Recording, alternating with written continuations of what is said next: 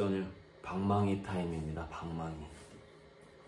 그림을 그리다가 우리 학교 다닐 때처럼 50분 수업, 10분간 휴식처럼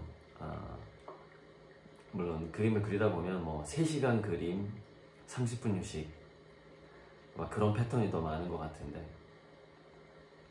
방망이 타임은 자기가 그리던 그림을 객관적으로 다시 바라보는 시간이죠.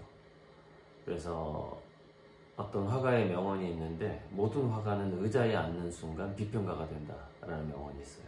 자기가 그릴 때는 화가지만 쉬려고 딱 앉을 때는 이제 비평가가 되는 거죠. 내가 지금까지 잘했는지, 앞으로 이 그림은 어떻게 진행이 돼야 될지 이제 그걸 생각을 하는 거죠.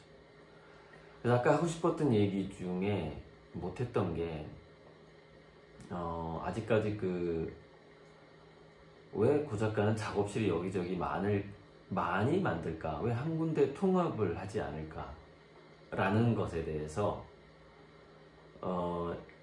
직원들뿐만 아니라 친구, 가족까지도 물어봐요. 그거 왜 그러는지.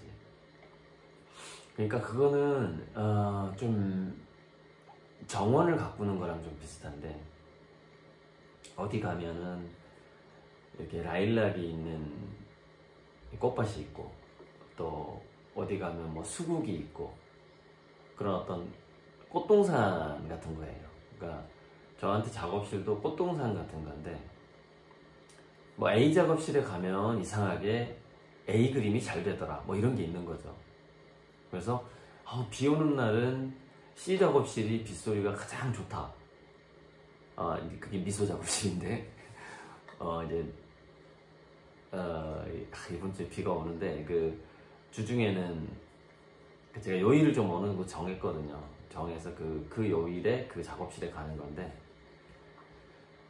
어쨌든 비가 오면 꼭 가고 싶은 작업실이 미소화실인데, 지붕에 일제시대의 양철이래요. 그게 일제시대 때 덮은 건데, 아직까지도 굉장히 두꺼운 이게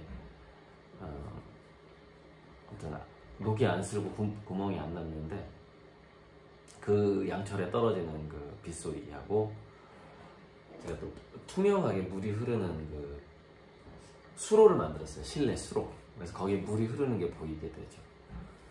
그래서 그걸 보면서 또 이제 미소화실에서는 미소화실만의 흙먼지, 그리고 일제시대 건물 한 100년 넘은 분위기라는 게 있어요.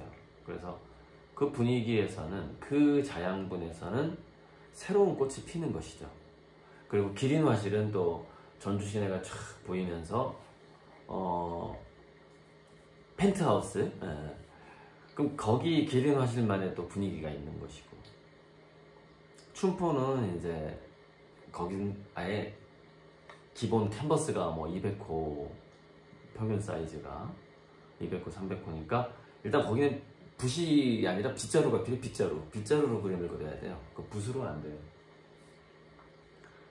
그러면서 거기는 이제 춘포 공장에 딱 가게 되면은 벌써 이제 200호, 300호 해외 미술관의 전시를 생각하게 된단 말이죠. 여기서 그림을 그릴 때는, 10호 이런 거 그릴 때는 기업은행 쪽으로 2019년에 주문한 누구한테 이 10호 그림을 줘야지, 이런 생각을 하는 거고, 춘포 공장에 가면 해외 이거 모마 미술관에 뉴욕에 있나요? 모마가 모마의 특별전을 하게 될 경우에 내가 어떤 그림을 어떻게 그려야 될까, 이제 아예 마음 자세가 달라지는 거예요. 그 작업장에 따라서.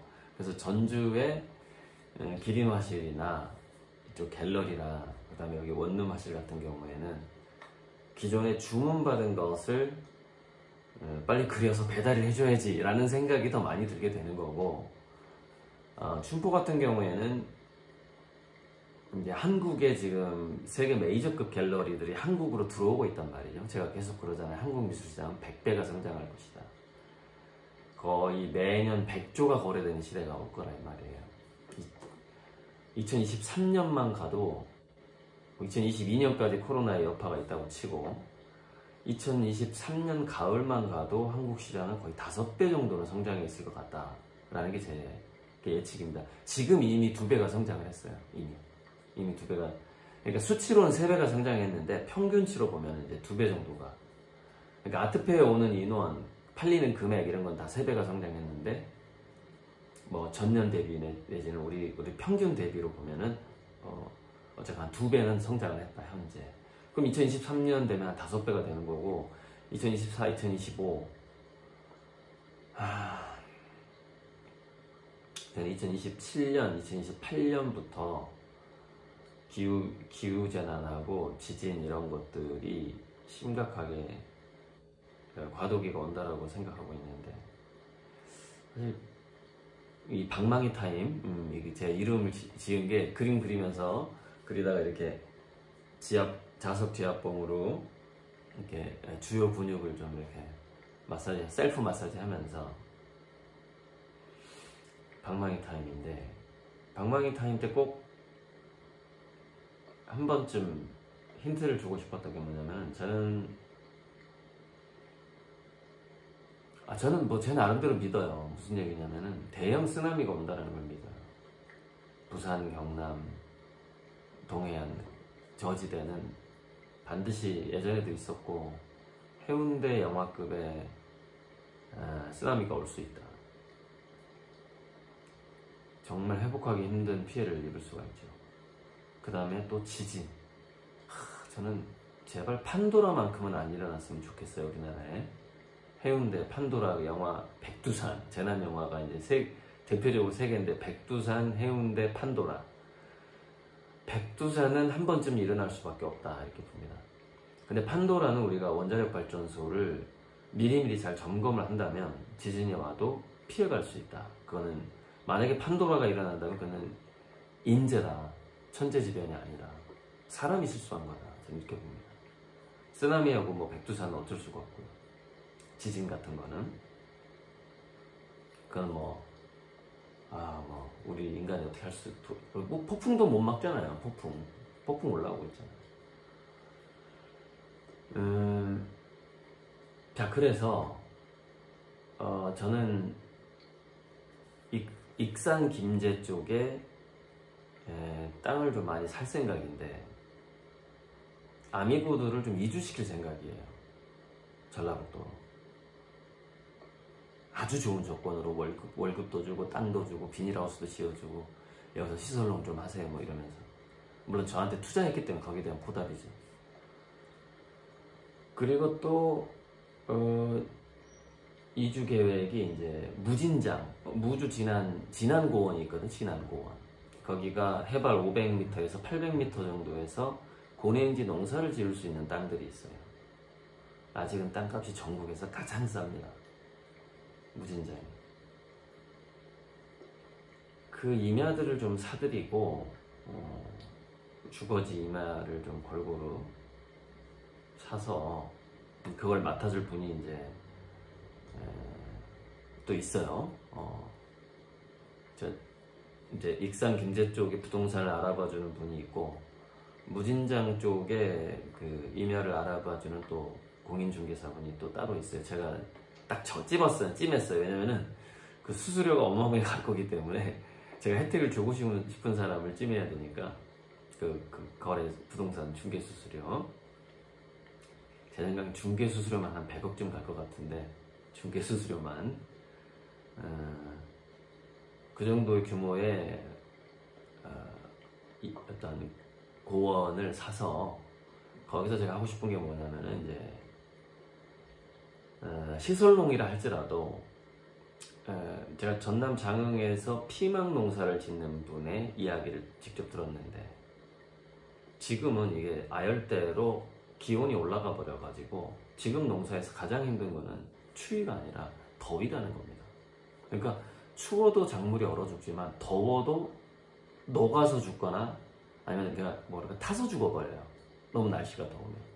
그래서 지금 그 시설농이 대규모고 일본으로 피망을 수출하는 사람의 이야기인데 대규모 시설농들의 가장 골치 아픈 게 더위. 이 더운 걸 어떻게 할 것이냐의 문제입니다. 작물이 녹아버리니까. 여러분 비닐하우스 1000평을 에어컨 돌리면서 냉방 해가면서 농사 지을 수 있어요?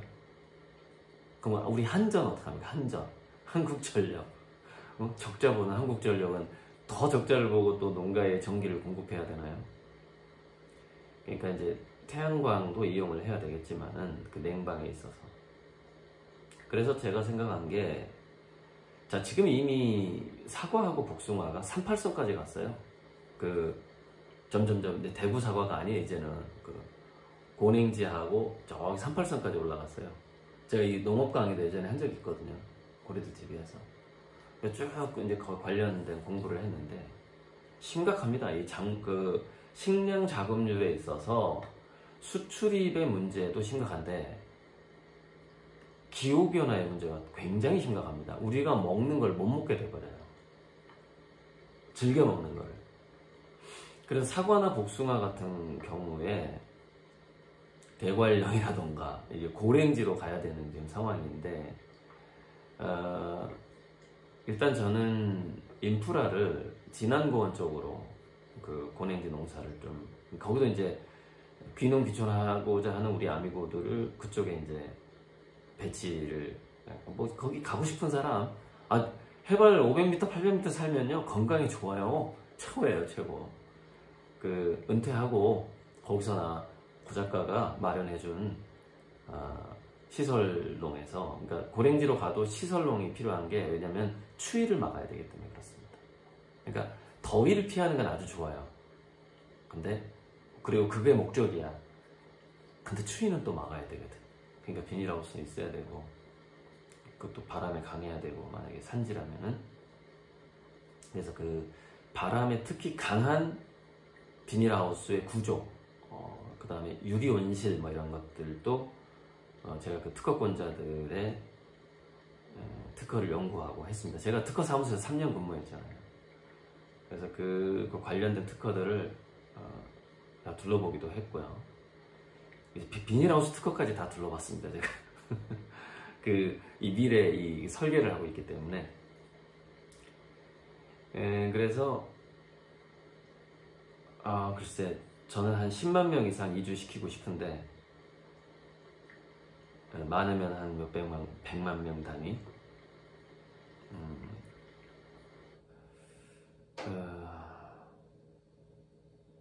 피할 수 없는, 여러분 폼페이 있잖아요. 폼페이 최후의 날 영화 있잖아요. 영화.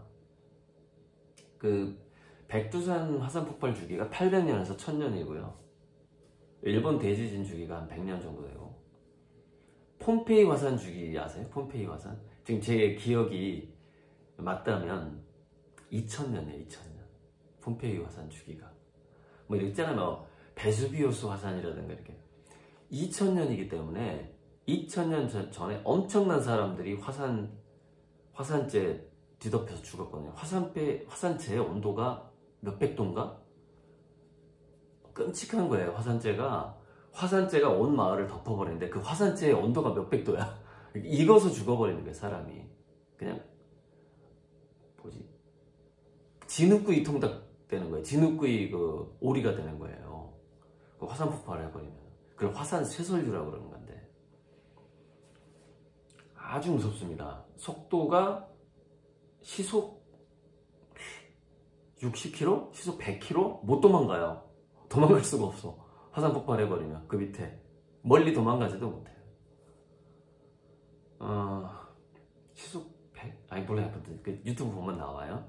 화산 피해 유형 몇 가지 해가지고 나오는데, 근데 왜 사람들이 다시 베수비우스 화산, 폼페이 화산 밑에 또 살죠? 주기가 2000년이니까 다 까먹어버리는 거예요. 자기 할아버지가 아니 죽었으니까 잠깐만, 그 중에 피난하는 사람도 있었을 거고, 아니면은 자기 같은 동족이겠죠. 그래서 자기 동족 중에 과거에 화산재에 묻혀가지고 수천 명이 죽었다라는 거를, 수만 명이 죽었다라는 거를 까마득하게 까먹어버려요. 하지만 이 지구의 주기라는 것은, 패턴이라는 것은 반드시 그때가 다가온다는 겁니다. 백두산이라는 영화가 왜 나왔어요? 백두산이 폭발할 때가 됐기 때문에 나온 거예요. 해운대라는 영화가 왜 나왔죠? 일본의 지진 연구한 학자들이 대진이 온다고 계속 경고하고 있거든요. 그래서 일본의 동남쪽 대진이 오게 되면 그 부산 쪽에 쓰나미가 안 오는데, 일본의 예를 들어서 이쪽 남서쪽이나 아니면은 북쪽이나 북서쪽에서 거기도 지진대가 있죠. 거기서 지진이 나잖아요. 딱 30분 만에 부산에 쓰나미가 오는데, 경보가 울린다 하더라도 30분 만에 부산을 빠져나갈 수 있다? 영화 보면은 차가 막혀가지고 못 나가요. 그럼 이제 막 빌딩으로 올라가고 막 해야 되는 이제 그런 상황이 오는 건데, 저도 이제 사실 고지대로 높은 빌딩으로 올라가는 걸 추천합니다. 30분 만에 절대 부산 못 빠져나갑니다. 항상 높은데, 높은 산이나 고지대로 저는 가야 된다고 생각합니다. 어쨌건, 그럼 그 이후 어떻게 할까요? 그 이후에.